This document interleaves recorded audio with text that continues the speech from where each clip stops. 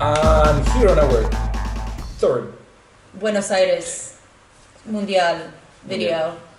We're going to talk about the stage competition and what it is. So basically this year in the stage competition there were 120 couples who competed in the qualifying. How do you remember the number? Because I remember everything I ever talk about. It's a curse. I can't remember people's faces. Big problem. So, oh, yes. by the way, if that. I ever meet you and we share like time, like a dinner, and we have a great conversation and everything, and then for some reason I see you some other place and I don't say hi to you, it's not because I'm a raging but it's because I just don't recognize people. I have super severe facial agnosia. It's basically the incapacity to recognize people. And this is true. It's a real problem. A problem. And so, but if you tell me what we talked about, I will definitely remember because my brain remembers all. So sometimes you see me and then going, it's like, this is this person. This is this person. This is a. That's what has to happen. I mean, literally, you know those people who whisper in the period movies to the king or whatever, where they're like saying the name of every courtier that comes by. I need, not that I'm a queen, but like I literally need a person who will walk around with me and just tell me who everybody else, because it's really terrible. I mean, even if I have super close friends and let's say they shave their beard or something, I can't recognize them. Or if I see somebody out of context, like if I met them in a milonga and then I see them at a party, I also wouldn't know. Also, you don't see well. No, I see perfectly fine because I have contact lenses, so my vision is... the contact lenses. I always have my contacts, so it's not my vision, it's just the like brain visual information matching with face information doesn't work. Sorry. No, talk to me too, but just remind me, and don't be offended if I don't know. Yep. So there are 120 competitors in the qualifying, and then it gets whittled down to about 38 for the semis, and then from there it goes to 19 for the final 20 competing in the final at Luna Park. And it's because it's 19 because one person gets, the winners of the European Championship I think get added to the stage championship in the final. And hi Jason.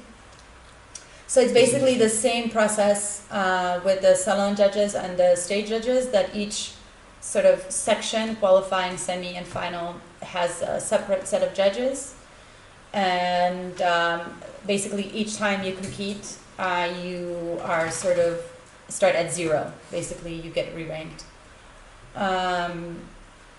There is something interesting that our friends Tomas and Jimena pointed out, that basically people who in the final go first tend to end up last, even if they have initially really great scores going into the final. And this is over the years and years and years. You can see even scores from the previous years. Many of the couples that were first, that was kind of the case.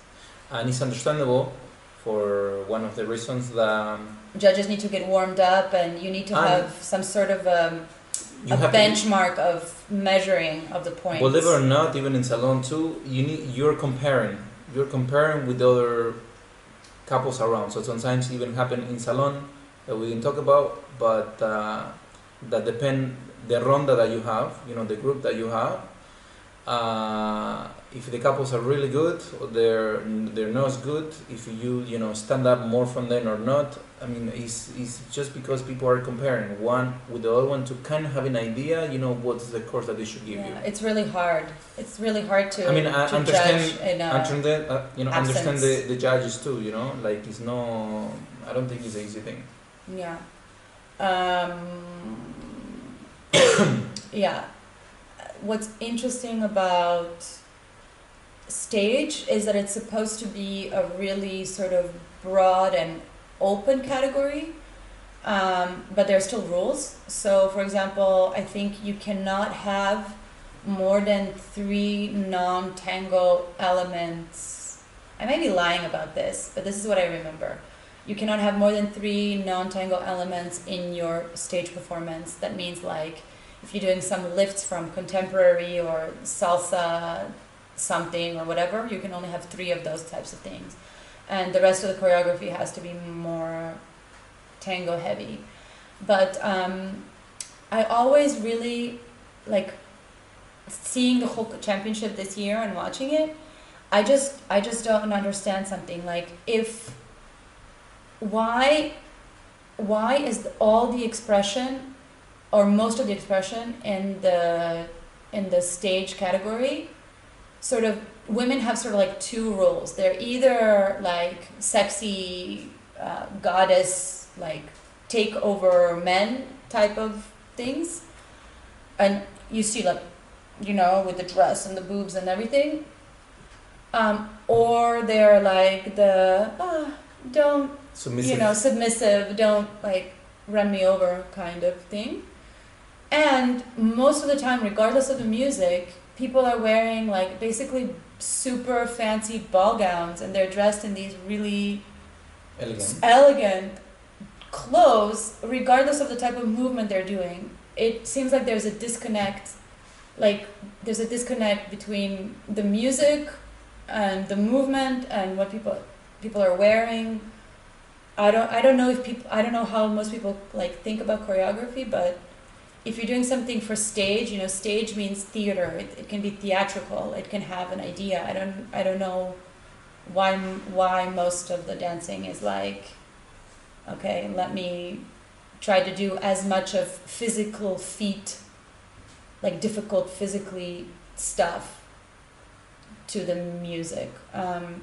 Will become like a little bit of almost like a sport, like agility competition, you know. And the problem that, I mean, thank God these last 2 years it started to come down with the idea of tricks and all of that. It used to be really heavy on tricks. Yeah, actually this year was pretty interesting. There was much more I guess there was more variety than otherwise, and people danced really great. I mean, pretty much all of the semis and it was all of the final. It was so difficult. Like we were watching. We were like, wow, who are they even going to pick to go to the final? Because even people just who came to the semifinal were so great. But yeah, those are the things that I don't really understand. Also, like what happened with the stage, maybe I get a little bit out of the thing, but just what comes to my mind that I wanted to say is that this is also the reason why people should learn tango before to do stage. And it's, I mean, it sounds bad, and I don't want to offend anybody, but there's a lot of dancers that they come into tango. And again, I'm also maybe from other disciplines. And again, I'm one of them. That sometimes what ends up happening is that, you know, the quickest way to start making money with this work is, you know, you build a choreography, you're a performer already because you come from other dances, and then you just go and, you know, and you can more or less do a show. And for people that don't understand much about tango, then it's okay, you know, you still can put a show. The problem that when you go to the championship, you know, people that are judging you, more or less, you know, they know what they're seeing, either from the artistic part of it or from the tango part of it. And the problem is that it still happens that these people, they learn how to do that choreography really well, but that's the only thing that they can do. And I mean, I don't care if that's the only thing they can do or not, but it's just like, it shows a lot in the moment that when they go from pose to pose, they look good. Go from the acting part of it, the performance part of it, they look good. When they do the trick, again, it's a trick. You know, work on it a little bit. There is a technique and everything behind it. It's not that easy to do. You know, anyway, and they look good. They're dancers. They're trained dancers. But in the moment that they have to walk, and that's the tango element, or they have to do a gancho, they have to do a sacada, or they have to move together in the walk, that goes away. And it's just like, it's like jarring, because you see something that's so beautiful, and then you see something that's really terrible. And it's really beautiful. It's like very inconsistent. And it's crazy because this is a tango championship. So at the same time, it's like, yes, you know, we like to innovate with different things. You know, I come from other dances too and all of that, but for me it was super important to learn the most basic things in tango, to learn how to lead and follow, to move together with my partner, etc., etc., etc., to then say, okay, now I'm gonna take it to this stage or whatever and try to do the same thing. Yeah. I mean, usually if you want to do something with fusion, the most successful people who do fusion, they're sort of like bilingual. Yeah. In the dance. If you're doing fusion between two dances, you should be fluent in both, and then that fusion makes sense. This is, you see this in salsa, for example. Also, I don't know, sometimes you watch salsa performances and they do like a salsa tango, and usually in the beginning there's like some tango and they do like 3 tango poses, and then the salsa music comes on and they just dance salsa and all the tango is gone. And it's basically like, it's not really a tango salsa fusion. Like, to do a fusion, you have to incorporate elements and merge them together. And that means that you need to know enough of both of them to be able to fusion. And this, again, it happened for some years. I'm not saying with everyone, with a lot of people that they were dancing tango nuevo, that they start to include some giros and some things that are from salsa that have to do with, you know, with your arms and all of that. And many of them, they just saw that and they start to experiment with that, and you know, it becomes what is tango nuevo, and there's nothing wrong about it. It's just the problem is just like, you know, when you want to fusion or to try to invent something, you know, it would be good that you actually learn, you know, that the other part of it. So if you're gonna use something that comes from jazz, you know, take 1 or 2 classes at least to have an idea. I know I'm being nice. To have an idea how is that, so you can actually, you know, make it true fusion or true, you know, investigation of what's happening. Yeah. And this happens with tango, everything. Unfortunately. And with tango, that mostly, like a lot of people that, again, that they come from ballet, they come from folklore, they come from ballroom, they come from whatever other discipline, that instead of, and this is, they learn the vocabulary to make a choreography, but they don't learn the underlying fundamental lead and follow rules that actually allow it to look like tango at a more profound level. yes. And actually, it really wouldn't be so much. I mean, it's obviously, if you know tango, the performance will be better because the parts that are tango are more convincing, and according to the rules of this competition, it has to be a tango performance, and that's fine. So if it's just this performance, it wouldn't be so disturbing. But sometimes this sort of dancing of stage, especially from what I understand in Asia, is very popular, and so people who dance a lot of stage are invited as teachers by organizers, and they give workshops. And because in reality, in most of tango world, the money that people make or for a living, which, you know, they're professionals, they need to live from this, so they live from this, is not so much from performing. It's actually mostly from teaching. A majority of people who live from tango live from teaching tango, not from performing tango. Very, very, very few people are able to live solely from performing. And even those that do, let's say that work in Casa de Tango, they still have to supplement their income because sadly the casas don't tend to pay enough for people to live independently and it's comfortably. Maybe a few people like choreographers and so on get paid enough, but really the rank and file don't.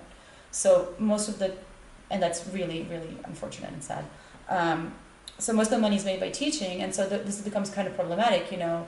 Let's say you are a great performer, your choreography is awesome, you win the championship, but in reality you can't really dance socially, and then you go someplace and you teach people how to dance socially. That for me is a really big problem. I think if everybody should be honest with themselves, if there's something they don't know, they shouldn't. They should either learn or they should just be honest and say, you know what, I can build a choreography, or, you know, but don't ask me to give a walking workshop because maybe that's not my best skill set. Maybe walking should, you know, maybe I should teach you how to include these kinds of other elements in what you already do with tango. And don't get us wrong, there is nothing wrong. Let's say if you end up dancing tango and all that you want to do is to stage and you don't really care so much about the social part of it. The only problem is that, again, tango started as a social thing, and then it becomes, what it is now, with people actually tend for the performers, that they took the, tango to the stage, that people getting to know that. But I think it should be a little bit of, I don't know if it's to say, like, to respect towards tango and towards people that they're... And towards your students, Like... be a little bit honest about it. Just, I don't know. If I don't know something, I tend to say, you know what, I don't know. And like, for example, our example, we're not crazy about musicality. I mean, that's not the right way to say it. Okay. We like... Can I? Yeah. Can I just qualify what you just said? Yes, but... It's not that we're not crazy about musicality. Musicality is really important. Yes. But we conceive of musicality from a different place. So... we're not crazy, for example, in the beginning, for you to know which orchestra is this one versus this one and this one and this one and this one and this one. For us, that's not important in the beginning, right? So that's what I'm saying. We're not crazy about musicality on that sense. I didn't. Yeah. So you let me finish. Yeah. For us, it's much more important that you are able to move, because if you can't move, it doesn't matter what you hear, because you can't do it with your body anyway. So the first thing is movement, and then afterwards, like, musicality is sort of like the cherry on top. But if an intermediate student wants to know about musicality, and we have this other perception of musicality and ask us about orchestras and things, that's not our strength. We're not going to say, oh yes, the Sarli was great because, and then make something up. We're just going to say, that's not our specialty, or we're not great at that, but these other people are super good at this. They know every orchestra ever. Go take a class with Horacio Godoy. He's an amazing historian of music. He knows, like, everything that there was ever played and how it was played and how to interpret it, and he can give you probably super great exercises in this other way for you to improve your musicality, where we're not so strong with that. So I think that's the most problematic aspect of this whole championship stage thing, is that sometimes things are taken for what they are not and commercialized in a way that is not, and in the end the people who get hurt are students in the first instance, because maybe the information they're getting is not such great information, and then the second people who are hurt are other professionals, because automatically, by sort of being a champion of something, you get more renown and credit, and people tend to believe you, even if maybe somebody else has a different perspective and maybe more valuable in some way.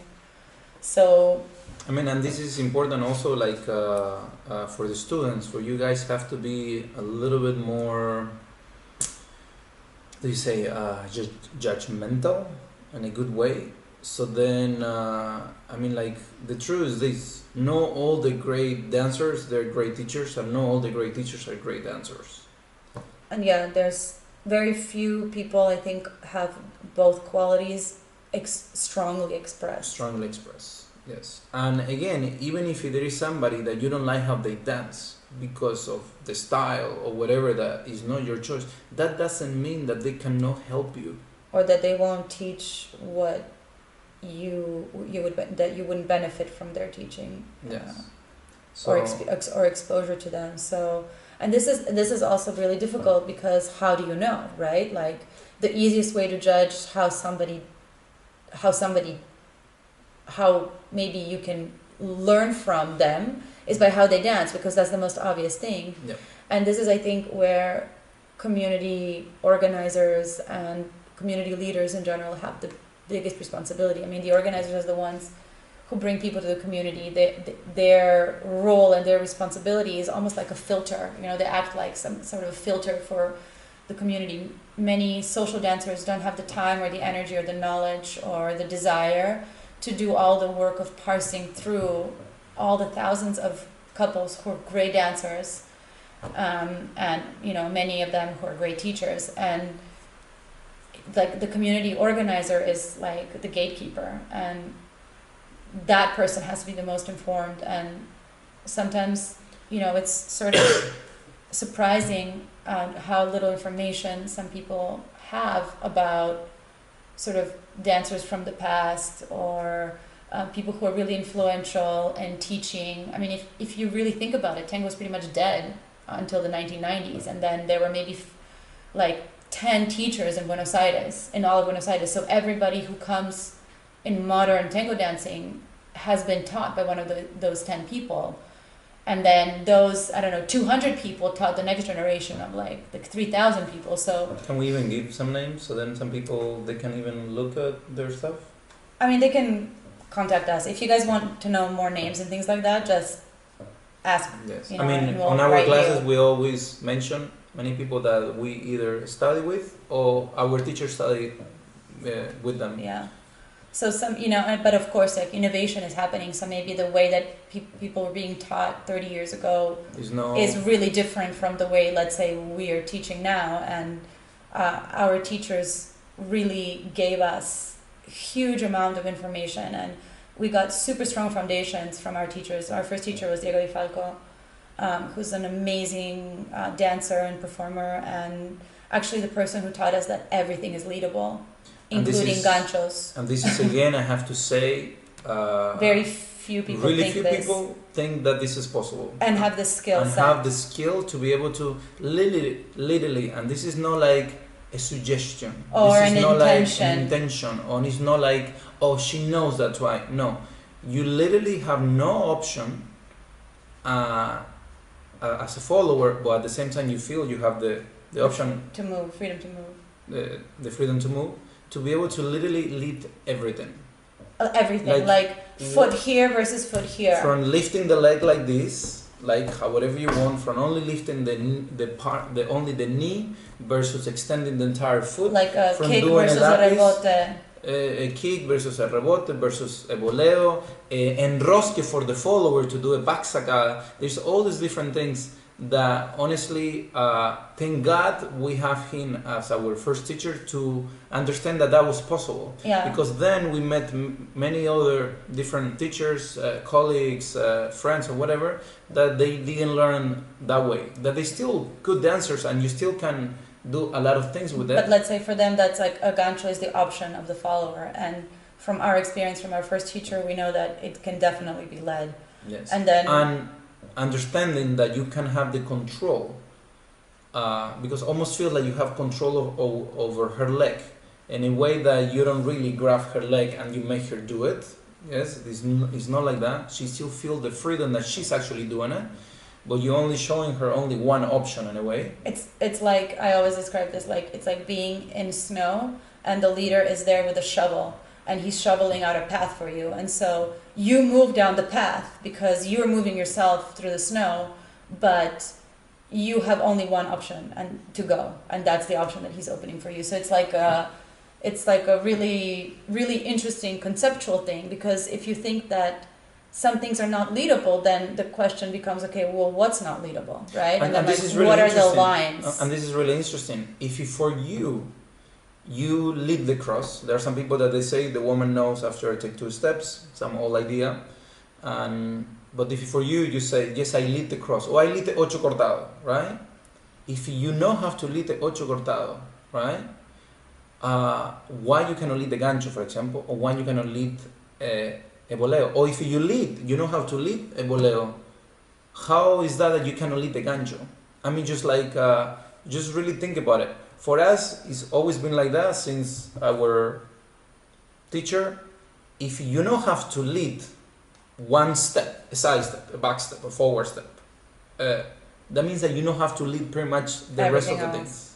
And then, we were really lucky with our second teacher, and that was Paolo Pugliese, which is the son of Mingo Pugliese, one of the teachers of many people. He really helped us understand a lot of structuring and sort of geometries and things like that in a completely different way than Diego taught us. And so it's true, you know, like we learn these super great bases, but in the end, the way that we conceive of technique and how we teach technique is really like neither of them exactly, but we sort of took the possibility of everything of Diego with the structuring of Pablo, and we understand technique probably in a completely, like if we talked about technique with them, we probably would agree on very few points, but our understanding is based on this really deep fundamental knowledge that we got from our teachers and that we're extremely grateful for, because we can't have what we have now